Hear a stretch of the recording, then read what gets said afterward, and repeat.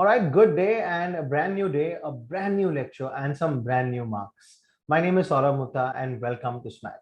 This lecture is specifically for CA Inter students if you're looking at GST, and if you've been watching my revision lecture, this is in the same series of revision lectures, and this one is tackling a very important topic called tax invoice, credit note, debit note, e-way bills.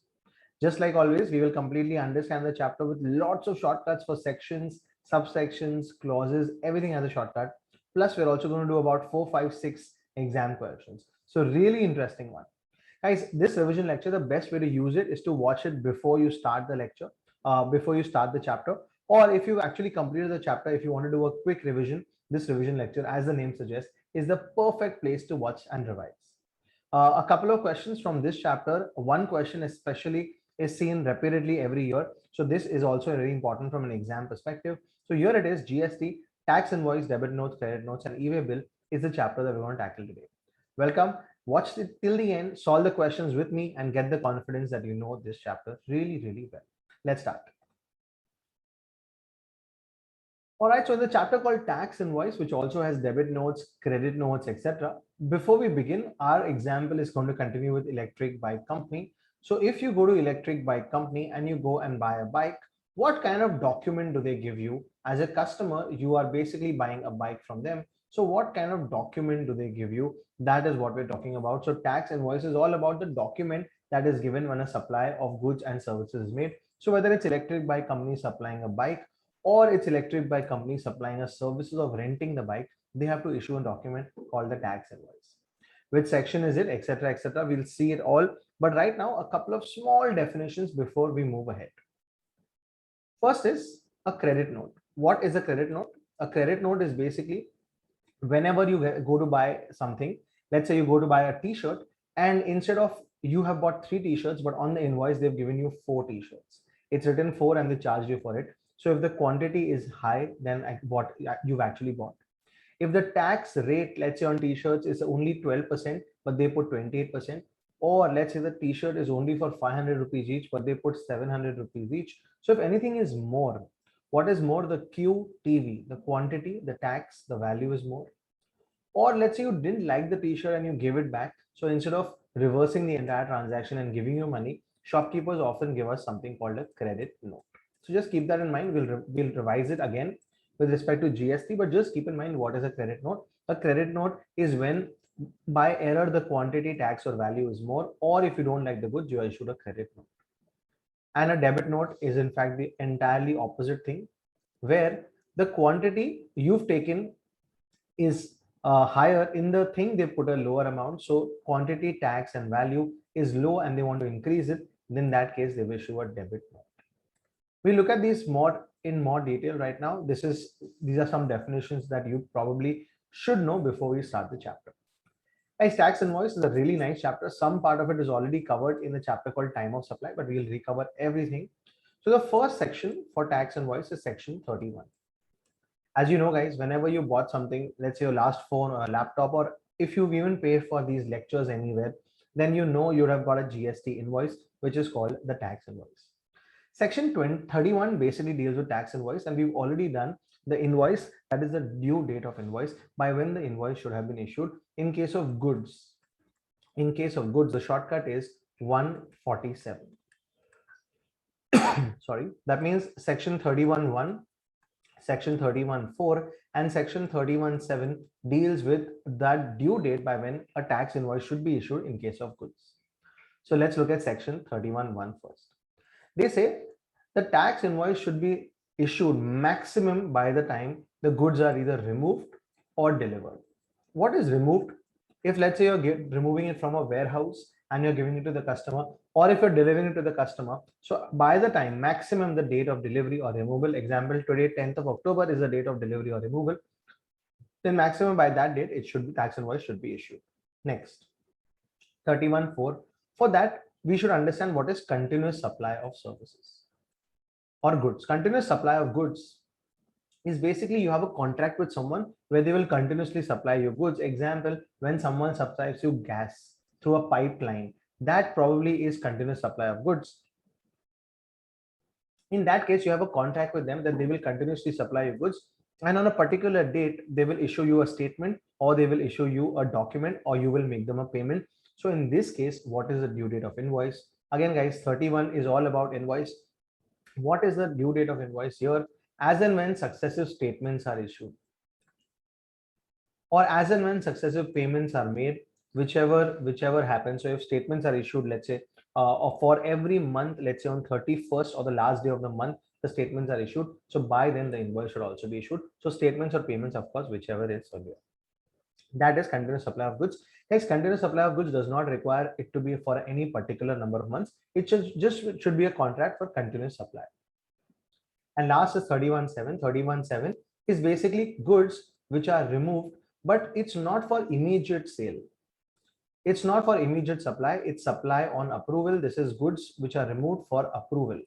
Example, someone comes to your showroom and they say, listen, I want these 7 phones, but I don't know which one to buy. So you say, you're my regular customer, I will send it to you. You approve whichever and you send the remaining back. A lot of times this happens. This is called supply on approval basis.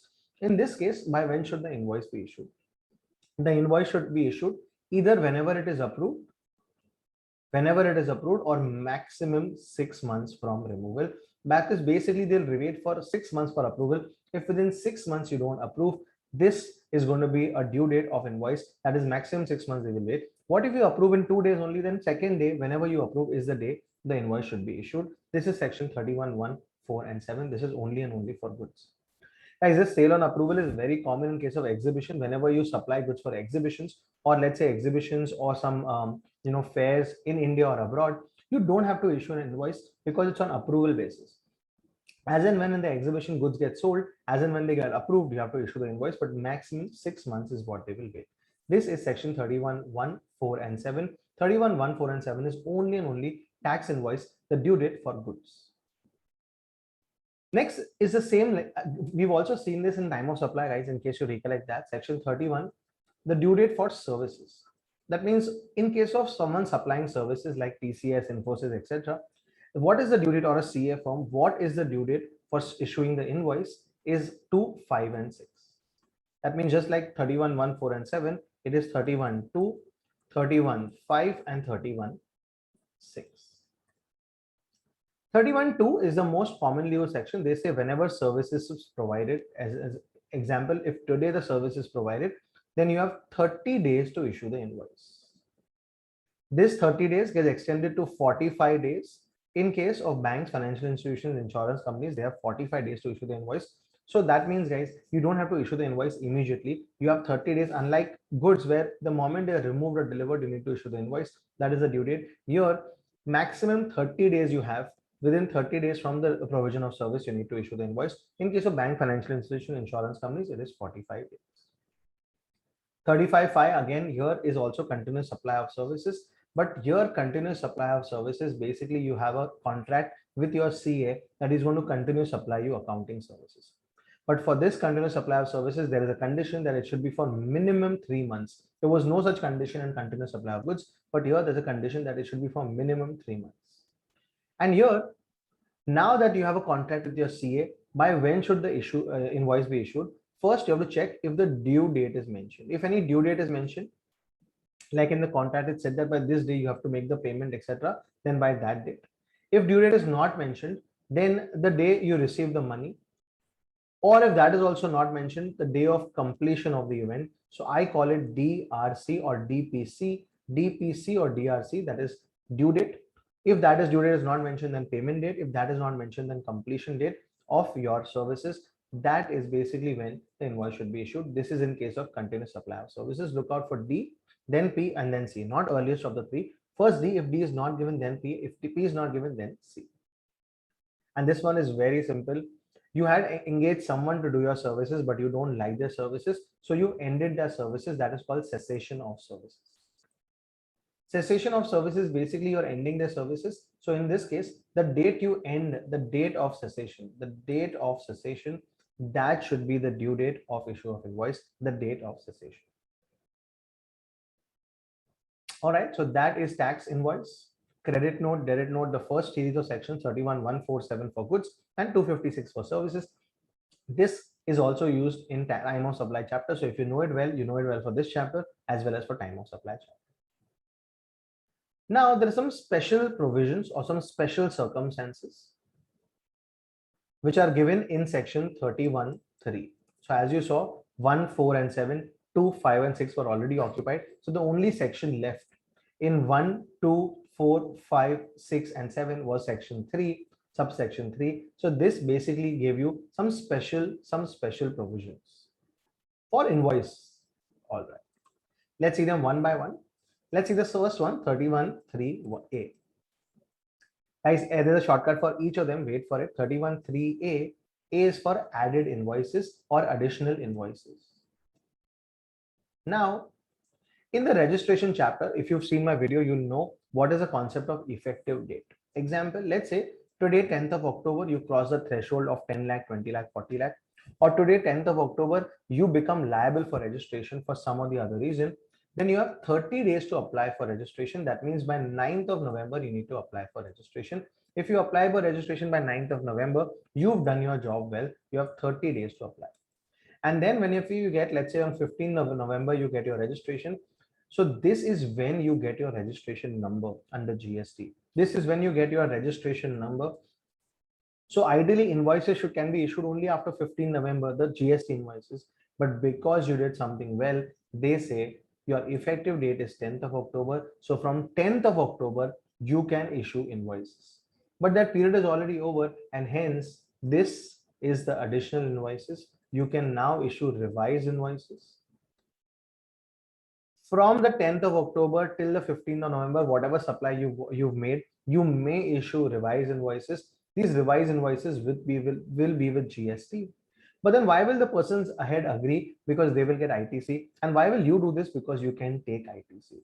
So revised invoices can be issued under section 31(3)(a), but they can be issued maximum within 30 days from the date of registration. From registration. So you got your registration on 15 November to till 15 December. That is for 30 days. You have 30 days to issue a revised invoices. So let's quickly recap. What is this 31(3)(a)? These are additional invoices or revised invoices. Additional is only, remember, A. These are revised invoices which need to be issued within 30 days from your registration, obtaining the registration. And why do you need to issue revised invoices? Because of the time gap between the effective date and your actual date of registration. Next, guys, is 31(3)(b). B is you're very busy, is either B is for busy, or you have बहुत सारे invoices. B is for बहुत सारे invoices. When is it that you have a lot of invoices? Guys, you have a lot of invoices, especially in case of small things. Example, you have a stationery shop. Throughout the day, there are people who come for Xerox, people who come to buy some pens and pencils and rubbers and staplers, etc. But the value of the supply is very low. Imagine you issuing a tax invoice for each of them will become a very big exercise. So they say if the value of supply is small, that means less than or equal to 200. That means if the value of invoice is really small and the person is unregistered, that means a student is coming who wants a paper, some pencil, etc., some pens, some erasers, then in that case, do not worry. What you can do is at the end of the day, you can just consolidate and issue one invoice. Consolidate and issue one single invoice. But what if the person who's buying it is a registered person and he wants an invoice? Then for a registered person, obviously you have to give an invoice. But if they're unregistered and the value is low, you can issue a consolidated invoice. I just forgot to mention, even in case of revised invoices, you can issue a consolidated revised invoice. That means if all your supplies are generally to one person only, you can consolidate and send a consolidated revised invoice. No problem with that. But you cannot consolidate it if it's interstate and the value of supply is more than 2.5 lakhs. All right, let's go to the next one. 31(3). We are still in the special provisions. 31(3)(c). C is for composition scheme. Guys, you know the composition scheme. If you've seen the chapter called Charge of GST, you know what is a composition scheme. It's a very nice scheme whereby you don't have to charge your customers GST. You have to just pay 151% from your pocket at the end of every quarter. That's the composition scheme. Now, in this case, you cannot issue a tax invoice. It was also told to you in that chapter in section 10 that you cannot issue a tax invoice. So then what should you issue? You have to issue a document called bill of supply. And that is what is being reiterated in section 31(3)(c). They say you have to issue just a document called the bill of supply. Next is 31(3)(d). D is demand. Generally, whenever someone comes and orders some goods from you, let's say Electric Bike gets an order to sell 10 bikes to one customer. Let's say it's a hotel and they want 10 bikes for deliveries and they have to give 10 bikes, they will generally demand a certain advance. Now, in case of advance receipts or advance payments, what do you have to give an invoice? Yes, in this case also you have to give an invoice, which is called the receipt voucher. It is called the receipt voucher. Now, all these are important. So if someone gives you an advance, do you have to issue a voucher? Yes, you have to issue a voucher. This voucher is called the receipt voucher. This is generally in case of advance receipt for goods or for services. But what if after the advance is given, they don't want the supply, they cancel the order, then in that case, no problem. It's a very easy thing. You issue a refund voucher. So receipt voucher is when you get an advance, and refund voucher, there's no shortcut unfortunately for that, but refund voucher, they come back to back. Receipt voucher is when you take the advance, you give a receipt voucher, and refund voucher is when you give back the refund. That is the refund voucher. And the last one, I'm just going to diagrammatically show you. This is a lawyer, and the lawyer has issued you services. You are the Electric Bike company and they have issued you services. Now, in that case, you know this lawyer is charging you 10 lakh rupees. So you will pay 10 lakh to the lawyer, but you know the burden and the headache of GST is on you because these are under RCM. These services are under RCM section 9.3 and section 9.4 of the CGST, and hence you have to pay to the government. So what do you have to do here? First is you have to issue an invoice. But I am the payer, yes, because the government will want some document and hence you have to issue an invoice. And not just that, whenever you pay to the lawyer, you have to issue a payment voucher.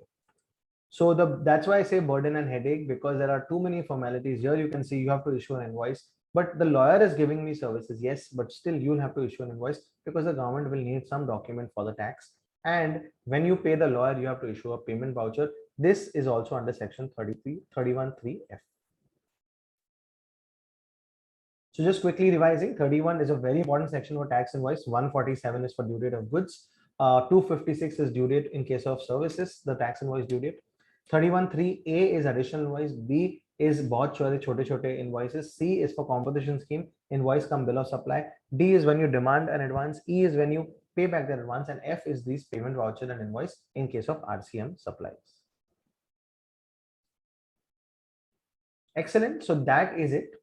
I'll come to more things.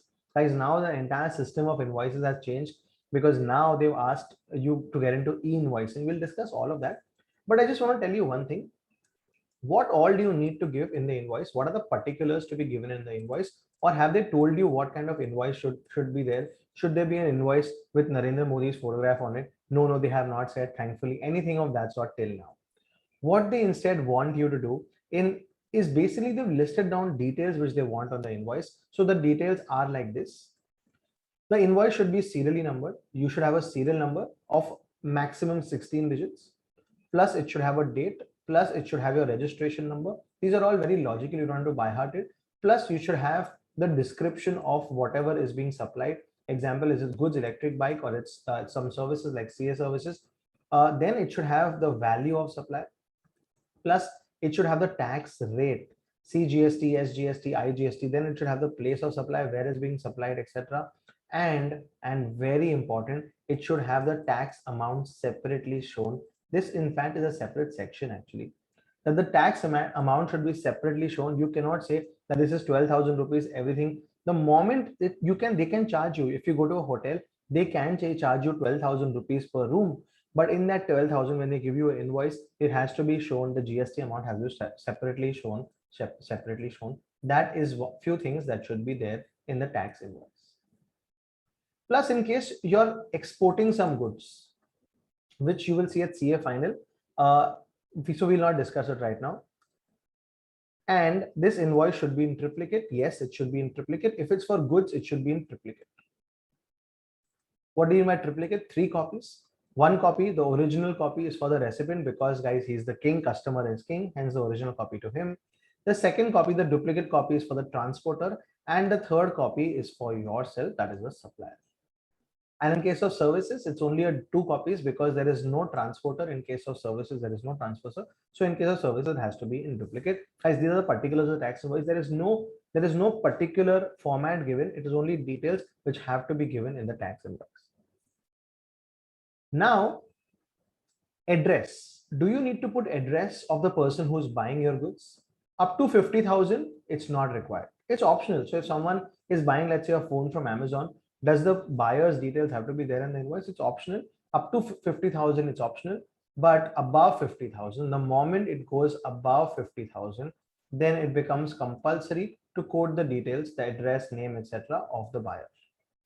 And last is HSN. You know, harmonized system nomenclature is a coding system used for coding of goods. Now, do I need to mention the HSN code on the invoice? Yes. And guys, there's a recent change here. I will show you the change.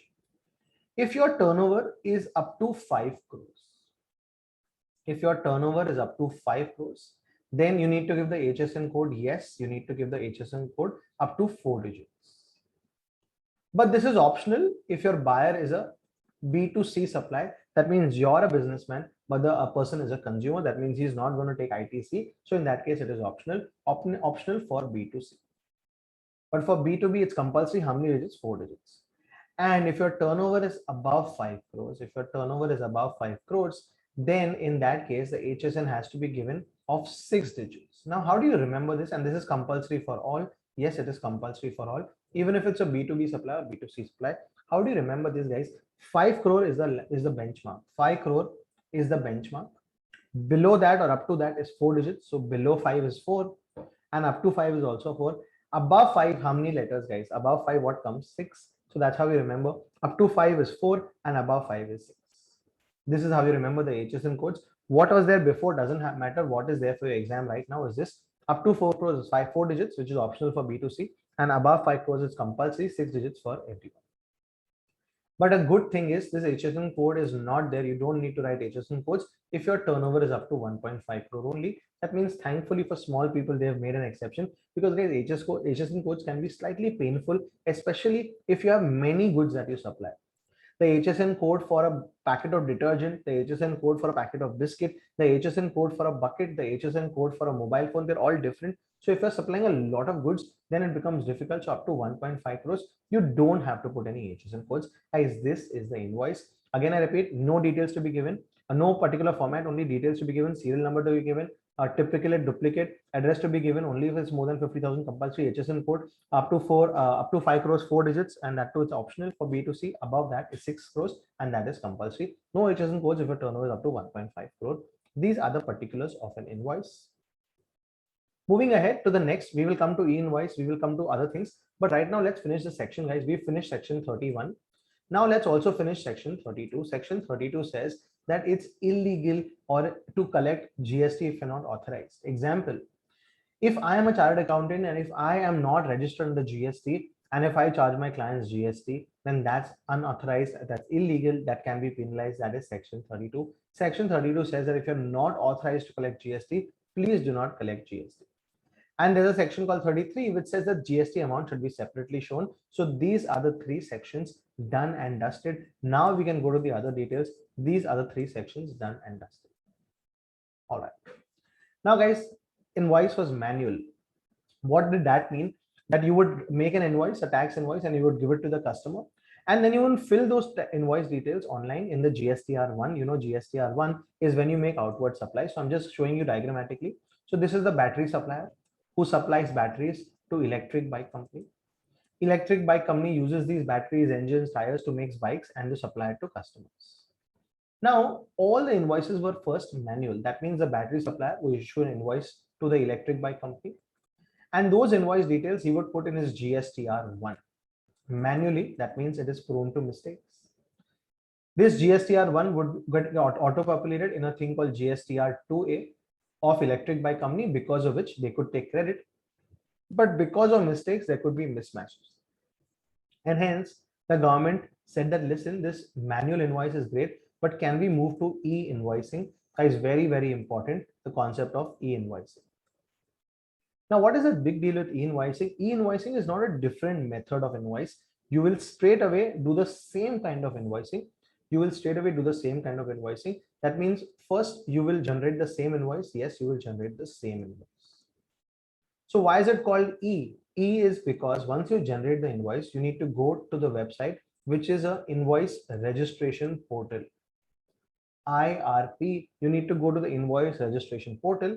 And once you go to the invoice registration portal, you need to upload all the details of the invoice and generate a number, which is called the invoice registration number. So this is different, not the first step. The first step is the same. The second step, the invoice registration portal, you need to go to that portal and you need to generate an invoice registration number.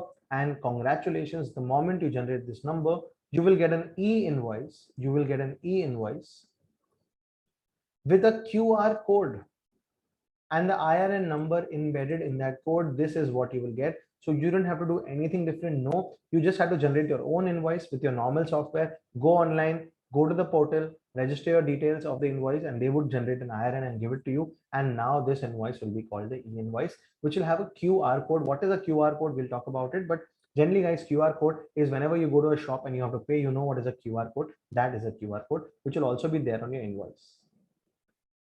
What are the benefits of this e-invoicing? First, transcription errors are reduced a lot. That means whenever you want to put details in your returns, now the details will automatically be put, and hence transcription errors will be very, very few and they will be reduced. Second, it gets auto-populated, guys. So once you generate IRN, it will get auto-populated in GSTR 2, 2A, 4A, etc. All of those GSTR will get auto-populated. So hence it is easier. And overall, it will save a lot of time, effort, and resources. So overall, it will save a lot of time, effort, and resources. So these are the advantages of e-invoicing. But guys, anything new is not possible to implement for everyone. So the government is implementing in a phased manner. What is the phase right now? There's a recent change here, but whom is it applicable to? The government has not made it applicable to everyone. The government has said that this is applicable only and only to certain people whose turnover is more than 50 crores. Earlier, this was 500 crores. Now they said that if your turnover in any of the years since the introduction of GST in the financial year 17-18, if in any of the years your turnover has been more than 50 crore rupees, which is not a small amount, guys. Doing an annual turnover of more than 50 crore is a big deal. So only for those people, this e-invoicing will be compulsory. Earlier, this was 500 crores. Now they've reduced it to 50 crores. So if any of the years since 2017-18, your turnover has been more than 50 crores, then you will need to generate e-invoices. And whom is it not applicable to? It is not applicable in case of B2C transactions. So B2C transaction, you don't have to do this. And if you want to do it, you can do it. It's not compulsory. And in case of imports, it will not applicable, which you will see at CA final, what is import. But right now, B2C transactions. So only for B2B, yes, only for B2B. All right. So this did not go down well to a lot of people. A lot of people did not like it because in India, we resist change a lot. So hence the government made an exception. The government says, I'm just continuing it here.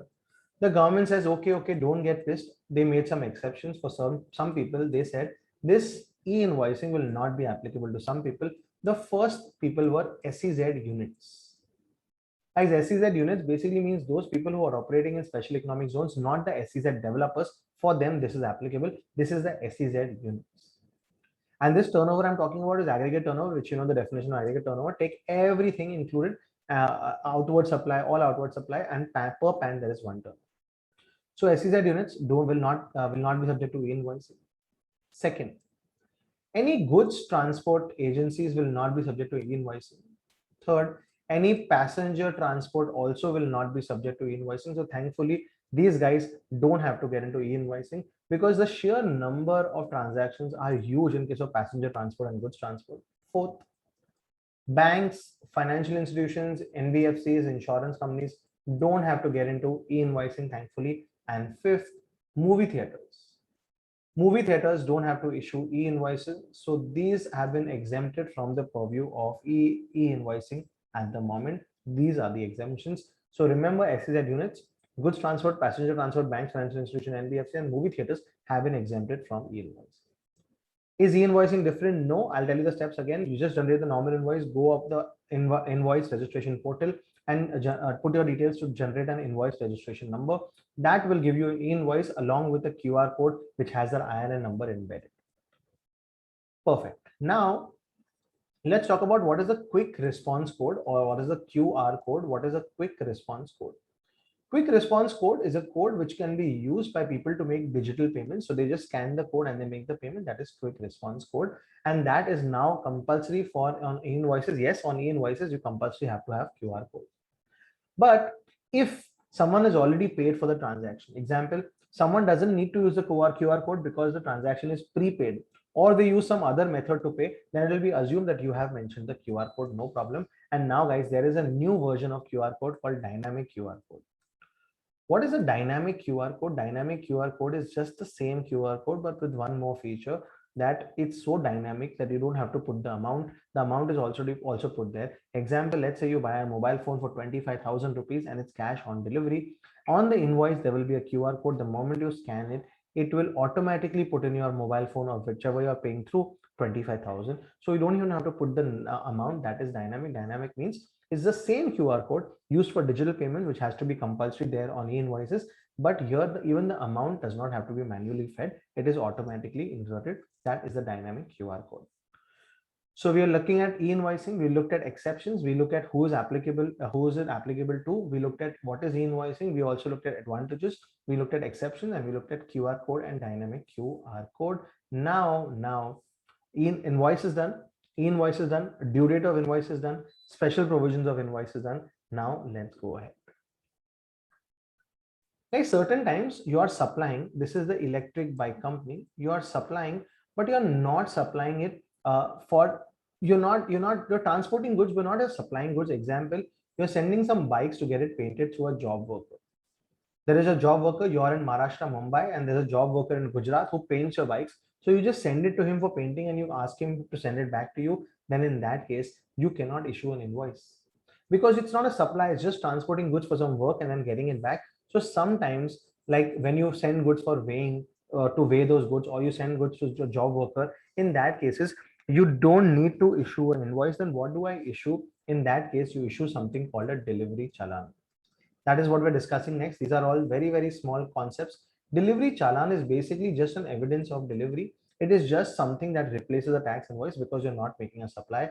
Example, whenever you're sending it for job work, or if you're sending in parts. Example, if you're sending goods in lots, let's say you're sending a big product like a car you're sending, like a manufacturer is selling to Hyundai a car, then he will send it in different parts. They're called completely knocked down CKD or semi knocked down SKD. If you're sending these units, again, you cannot issue an invoice with every lot. So hence in that case you will use delivery challan. I'll tell you the details also. Just give me 2 minutes.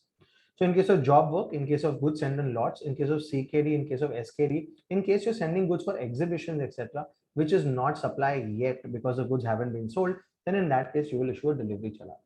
As delivery challan has the same details as a normal invoice. They have all the same details, serial number, etc., details, GST number. They have the same details like an invoice. This delivery challan has to be issued along with every supply. It has to be issued. So if you're sending it for job work, then issue a delivery challan. If you're sending in lots, then with the first lot, the invoice will go, and with the other in lots, the delivery challan with a copy of the invoice will go. Same with CKD and SKD units, and for exhibitions also, you will issue a delivery challan. The delivery challan also has to be issued in triplicate. I hope this is understood. This is a concept of delivery challan. All right, so we've done a couple of good concepts here. We've done invoice, we did particulars of invoice, we did due dates of invoice, we did the special provisions, we also did delivery challan, and now comes a point where we deal with credit notes and debit notes. I'm just going to make a difference between credit notes first and then debit notes. This is a section called section 34. So we're looking at 31 done, 32 done, 33 done, and now section 34. 34.1 deals with credit notes, which we will discuss first. Credit notes is when the quantity or when the tax rate or the tax amount or the value is low. When the QTV is low, that means, sorry, my bad, when the QTV is high. By mistake, they mentioned a higher quantity. By mistake, they mentioned a higher tax rate or tax amount. Or by mistake, they mentioned a higher tax value. Or in case of goods which are returned, they will issue you a credit note. How do you remember this? Guys, credit note will cut. C for credit note, C for cut. It will cut the invoice amount. The invoice amount will reduce, guys, because now the quantity will decrease, tax amount will decrease, tax rate or value will decrease. So because of that, the tax amount will decrease. The total overall value will be cut. C for cut, C for credit note. QTV is the shortcut, guys. Quantity, tax, value. When it's high, you cut it and you issue a credit note. Guys, this credit note also has all the details just like an invoice, but one more detail, it has reference to that invoice. So if you're issued an invoice earlier and now you're issuing a credit note, it it's basically should be reference to that earlier invoice. And one simple change, guys, the credit note earlier, the expiry of the credit note was linked to the expiry of the invoice. As you remember, in section 16, subsection 4, we have said that there's an expiry of the credit in an invoice. If there's an invoice we issued in October 2021, then throughout 21-22 or maximum till the return filing due date of September or the annual return filing due date, you can take the ITC to the credit ledger. But guys, this credit note, whatever ITC it has, whatever credit notes expiry, it is now an independent expiry. That means if for this invoice we issued today, that is 10th of October, if a credit note is issued in the next year, then it will have its own expiry. So basically an independent expiry of the credit note will be there. Let's go to debit note. Debit note is under section 34.2. Again, the same shortcut, guys, QTV. If the quantity, tax and value has been put by mistake less and they want to increase it, they will issue a debit note. And that's the reason I call D for debit note and D for dangerous. Why is it dangerous? Because suddenly you'll have to pay more amount to the supplier also and to the government also. You'll have to pay more GST and hence it is slightly dangerous. Just a way to remember that this is going to cut it and this is for dangerous. D for dangerous, D for debit, C for cut, C for credit. Again, here they have their own independent expiry. They have their own independent expiry. A nice question in the exam had been asked. We'll see all the examination questions on debit notes and credit notes. All right, so that is section 34. And now we've come to the last leg, which is called the e-way bill. Let's see what this e-way bill is. This is the electric bike company. This electric bike company is basically supplying bikes to customers. And the customers can be across India anywhere. So they basically have to transport the bikes to customers. And when the bikes are transported at every stage, there is an officer who will stop them, who will want to check it. So the government says, why can't we make this process easier and why can't we make it electronic? And hence we introduced an electronic way bill or e-way bill, which is nothing but an electronic way bill. So what do we need to do? The person who's sending the goods, that is the supplier, has to go online. He has to go online and generate an e-way bill. They have to generate an e-way bill. Everything happens on the GST portal, but for e-way bill, we have a separate portal. So on the e-way bill portal, you have to go and generate an e-way bill. Now, who can generate it? The generation can be done by the supplier. If the supplier is registered and he is making the movement of the goods, he can register it. The recipient, if he is registered, he can also registered basically means registered on the GST. And if none of those are registered or none of them generate an e-way bill, even the transporter can generate the e-way bill. Is e-way bill compulsory? What if I'm just selling something worth 200 rupees? I'm just sending from one place to the other. Is e-way bill compulsory? So no, e-way bill is not compulsory. E-way bill is only to be generated if the value of supply is greater than 50,000 rupees. So only the value of supply. So let's say you're selling a bike and the bike's value of supply is more than 50,000. Only in that case, it should be given. So value of supply should be more than 50,000. Only in that case, e-way bill should be generated. But there are exceptions to this. So what are the exceptions to this? If you're sending goods for job work, then even if it's not worth 50,000, you still have to send and generate an e-way bill. Plus, if you're sending handicraft goods, as you know, handicraft goods have an exemption from registration up to 20 lakh rupees, but you have an exemption for registration, but delivery challan will have to be given and an e-way bill will have to be generated. And plus, if you want to do it voluntarily, you can do it even if it does not exceed 50,000. So if I want to be careful and I want to generate an e-way bill for every supply, I can do that voluntarily. So job work, handicraft goods and voluntary are an exception. Otherwise, guys, for every value of supply which is more than 50,000, you have to generate an e-way bill. But what if I'm supplying worth only 10,000? Then you don't have to generate the e-way bill. But what if the transporter in his truck, he has goods 10,000, 10,000, 10,000, 10,000 from 6 people, then he has to generate an e-way bill. So either the supplier will generate it, the recipient, or sometimes even the transport has to generate the e-way bill. Now, when you say you have to generate the e-way bill, how many parts of the e-way bill? There are two parts. One is part A, and then there is part B. There are two parts of the e-way bill. Part A has to deal with the supplier, who's supplying, that is Electric Bike Company, who's receiving, the customer, where is the supplier, where is the recipient, the details of the goods, the value of the goods, all of that basically comes in part A. So you have to generate part A. This part A cannot be modified. You can cancel the e-way bill, but you cannot modify it. Now, part B is something to do with the transport. So it has details of who's going to transport it.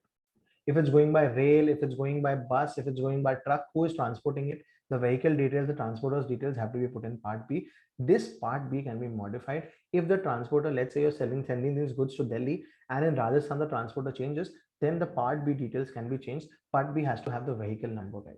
Whenever GST officer intercepts the vehicle number and the e-way bill, in the e-way bill whatever is written should be matching.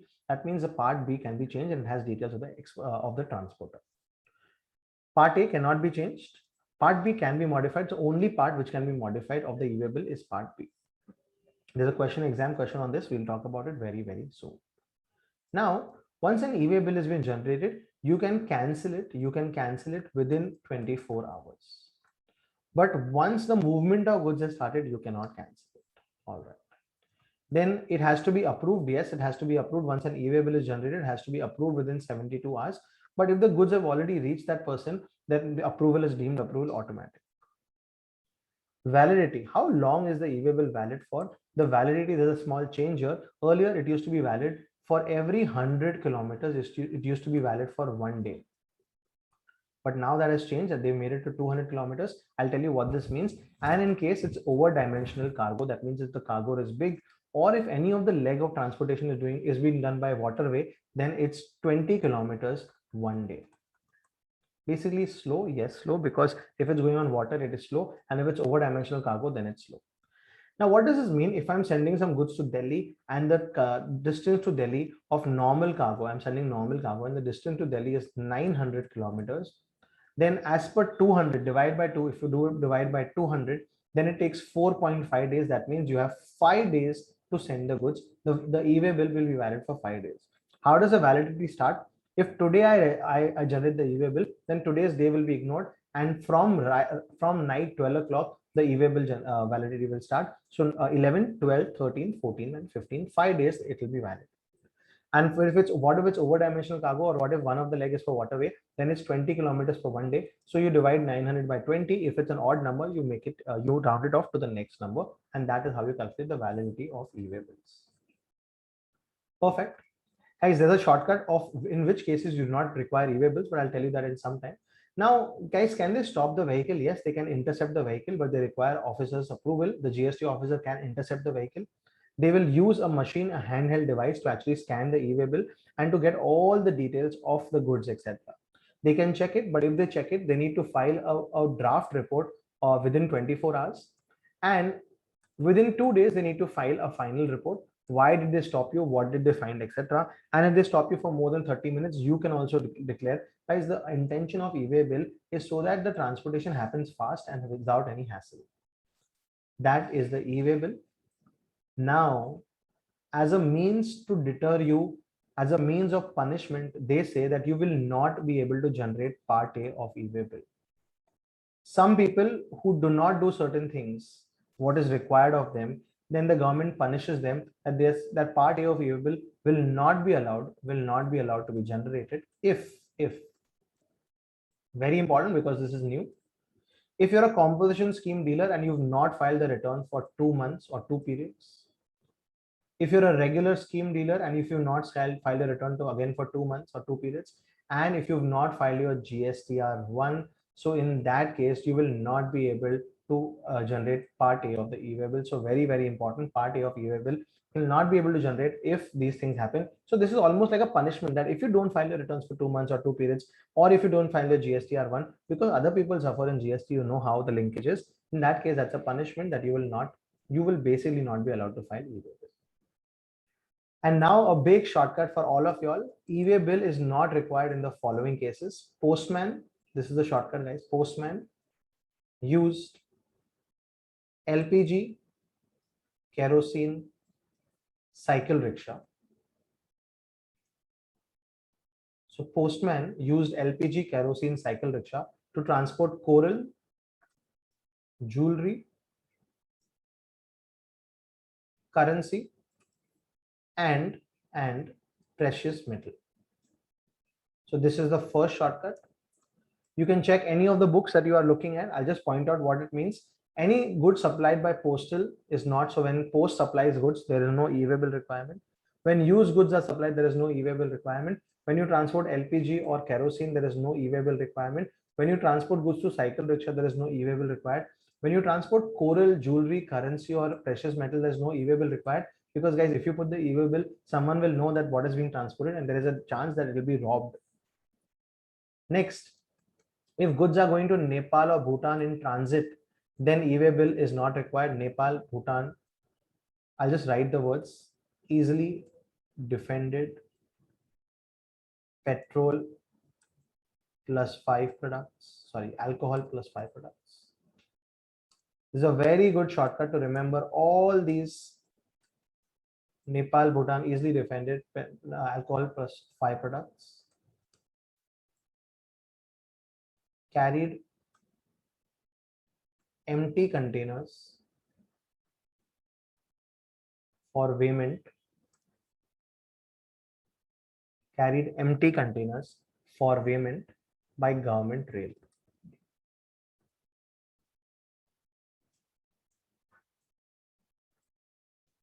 Okay. I've just written something here because I forgot to mention something which we will just discuss. So guys, we are almost at the end of the session, and then we will do exam question and then wrap it up.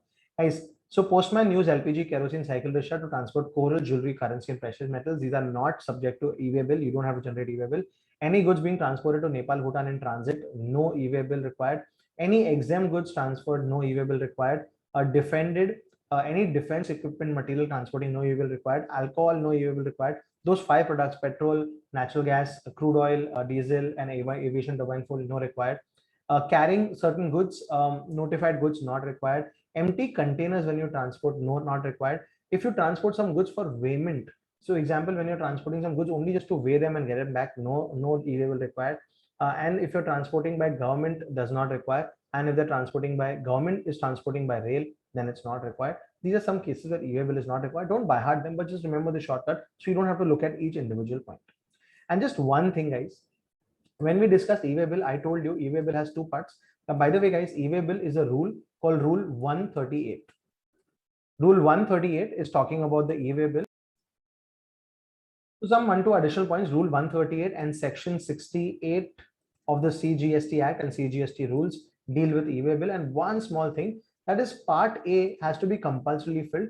Part B might not be filled if you're basically transporting goods just up to 50 kilometers within the same state. So if you're in Maharashtra and you're sending goods just up to 50 kilometers away, then you don't have to fill up Part B. Part B, you have to fill up e-way bill, but Part B you don't have to fill up if it's only up to 50 kilometers. That's an exception. So we're done with this. Now let's go over to the chapters, to the books, to the papers. Let's do the first one. All right. Just 1-2 additional points before we look at papers. Just 1-2 additional points. Certain people, I told you, don't have to issue in e-invoices. Certain people don't have to issue e-invoices. And in that case, the particulars, when we spoke about particulars, I'll just go to that sheet where we spoke about particulars. Particulars in the invoice, serial number, address, all these things. There are exceptions to this one also. I forgot to mention it. Let's quickly finish this all. Same exceptions also are here, right? Same exceptions are also here for the e-way bill. Same way here also. Guys, banks, financial institutions, NBFCs, insurance companies, they have a lot of invoices. So hence it's not required.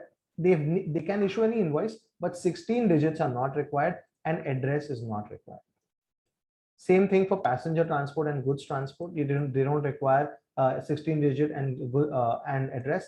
And same thing for movie theaters. In movie theaters also, guys, you don't require the address. So movie theaters, they don't need to issue an invoice. If you ever gone to a movie recently, you should have seen they just give you a small ticket. That ticket is the invoice, so they don't need to generate a special invoice. As you know that there is no special invoice to be generated. The particulars have to be given, and whatever you give. In movie theaters, they don't ask you for address or for a name, etc. So none of those details need to be given. Let's look at Jan 21 paper. There are 2 questions from invoice chapter. Let's look at 7B. Agni Limited, a registered supplier, wishes to transport cargo by road between two cities situated at a distance of 368 kilometers. Calculate the validity of e-way bill under Rule 138 of the CGST rules for transport of the said cargo if it is over-dimensional cargo or otherwise. So guys, this is for 3 marks. As per section 68 and Rule 138, the validity of e-way bill now is 200 kilometers if it's normal, 200 kilometers for 1 day. So in this case, if it's normal, it will be 2 days. If it's normal, then it will take 2 days. 2 days is the validity. And if it's not normal, that means it's over dimensional cargo, then this 368 kilometers will be divided by 20. So 20 divided by 368 kilometers. So 368 divided by 20 will give you 18.4, that is 19 days in case if it's over dimensional cargo. Any fraction has to be made because there is no 18.4 days, guys. So hence 19 days. All right. Let's look at another one. ABC Cinemas, a registered person engaged in making supply of services by way of admission to exhibition of cinematographic films in multiplex screens, was issuing consolidated tax invoice. Guys, consolidated tax invoice has to be issued only and only by small people, big busy people who sell a lot of small goods, but not for cinemas. Is a different rule. During the month of October 2019, the department raised objection for this practice and asked to issue separate tax invoices for each ticket.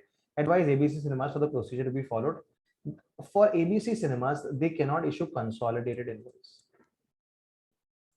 So what they need to issue individual invoice? No, they need to issue the tickets with details required like amount, GST, serial number, etc., not the address, and that ticket will be considered as the tax invoice under section 31. All right, just checking if there's anything else left. This is charge of GST, this is registration. No, so this one is done. Jan 21 paper is done. Let's move back to November 20.